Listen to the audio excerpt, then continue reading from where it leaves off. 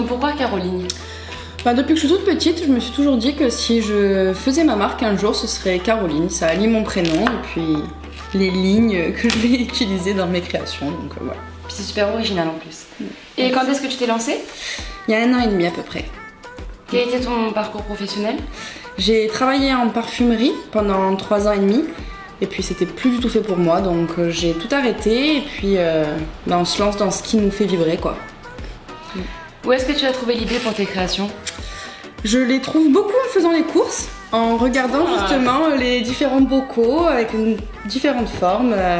Ça à la base c'était un Tupperware, ça c'était un truc de Mozart. Voilà, et en fonction, du coup j'achète en fonction des formes maintenant pour faire de la récup. Exactement. Et quel matériau utilises-tu? Du béton surtout, un petit peu de bois parce que j'ai fait pas mal de meubles, des tables, etc. Mais surtout du béton, c'est principalement du béton.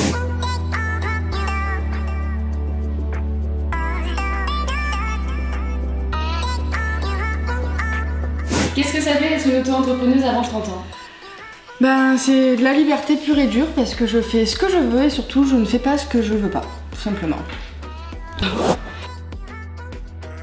Comment tu as trouvé tes premiers clients?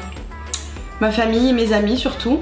Et puis après, du bouche à oreille et puis des magasins qui ont bien voulu croire en moi et en mon projet.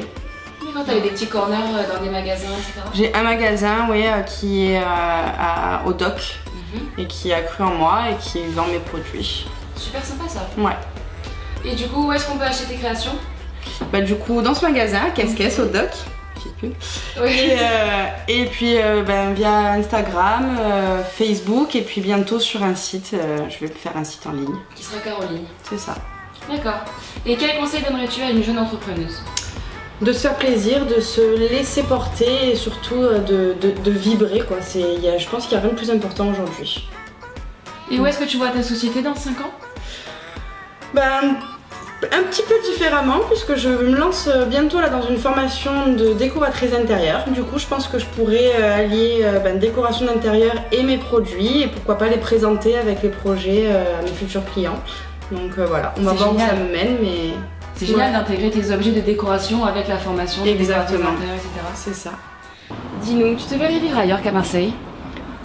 Non, parce que regardez, on est mi-octobre et... Quoi de mieux, quoi. Je suis éblouie par le soleil, donc non, clairement pas du tout. J'aime beaucoup trop ma ville et la température qui va avec. Quel est ton restaurant préféré? Le restaurant de mon ami, le bistrot de Laurette, qui est à Mazargues. Quelle musique est-ce que tu écoutes quand tu conduis? Tout plein de musiques différentes, mais ma musique préférée, dont je pense que je me lasserai jamais, c'est Bohemian Rhapsody. Première chose à voir quand on arrive sur Marseille? La corniche, qui est magnifique. Quel que soit le temps, qu'il pleut, qu'il vente, qu'il neige, c'est toujours magnifique. C'est unique, vraiment. Ouais. Plutôt Europe ou États-Unis? Europe, mais parce que j'ai jamais eu la chance d'aller aux États-Unis, donc je connais pas, mais pourquoi pas, mon chéri, si tu m'entends. Le plus bel endroit où tu sois allé? La Corse, je crois, cet été, c'est magnifique, vraiment sublime. Quel coin tu préfères? J'ai fait que la Balagne pour le coup, je connais pas le reste, mais à côté de Calvi, les alentours. Les petites plages. Oh là là, c'est magnifique, l'eau turquoise, les montagnes, il y a tout en fait, clairement c'est magnifique. C'est trop beau. Faut y aller. Alors, ton endroit préféré pour aller boire un verre? Le Red Lion. Spot parfait, il fait toujours beau, il y a toujours les beaux couchers de soleil. On y est bien. Le décorateur ou designer qui t'inspire le plus? Pas très original, mais je dirais Le Corbusier. On reste dans le béton, dans l'architectural, voilà. En plus, il est marseillais, donc tout ce qu'on dit. Exactement. Un mot pour décrire tes créations? Brut. C'est la seule chose qui me vient à l'esprit là tout de suite. Ça représente bien. Voilà. Un mot pour décrire l'entrepreneuriat? Épanouissement. Un mot pour décrire Marseille? Plus belle la ville. Est-ce que ça veut dire quelque chose? Et du coup, tu fonctionnes avec du stock ou tu fais à la commande? Alors j'ai un petit stock quand même pour justement pouvoir faire quand il y a des salons ou quoi que ce soit, que je puisse avoir des modèles, mais c'est surtout à la commande puisque je suis vraiment sur quelque chose où on peut choisir sa composition de A à Z, donc à la commande plutôt.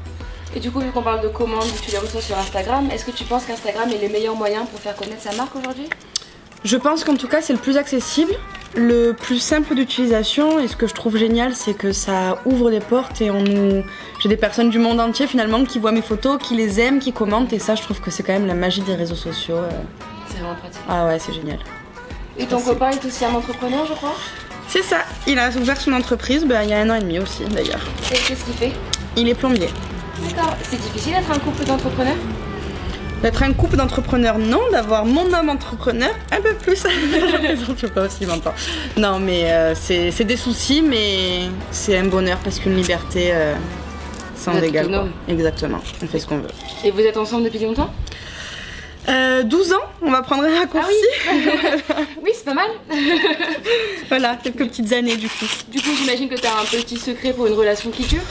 La communication, je pense que c'est le point le plus important, mais pas qu'en amour d'ailleurs, finalement, en amitié, dans la famille, la communication c'est la base de toute bonne relation, je pense. Et beaucoup d'amour aussi. Alors je suis allée chercher un petit peu dans tes comptes Instagram pour trouver des petites photos. Donc en premier on a trouvé celle-ci. Qu'est-ce que tu peux nous dire? Ah ben ça c'est mes dernières créations pour le coup, avec une planche en bois que j'adore dessous. À voir sur mon compte, mais j'ai fait un plan basque avec celui-là. Donc voilà. Oui, c'est vraiment très beau tout ensemble. Merci. Ensuite, le second post, c'est celui-là, toujours sur le compte de Caroline. Alors ça, pour le coup, c'était une exposition dans une maison avec plein de créateurs différents, de plusieurs univers d'ailleurs. Vraiment très sympa. Et on va refaire ça justement avant Noël, je pense. Je tiendrai au courant sur le compte Instagram. Parfait.